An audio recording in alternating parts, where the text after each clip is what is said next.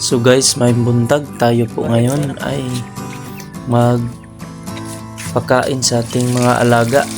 Ito pala yung pinapakain ko guys, feeds, tapos yung dukot sa bahay ihalo ko siya guys para naman makatipid tayo. May nanghingi ng pagkain guys, humingi yung chicken. Ito yung ating papakainin guys, yung ating alaga. At parang matagal na ko na rin na hindi ko ito nakita guys, dahil minsan lang ako maglagay ng pagkain sa kanila, magbigay ng pagkain.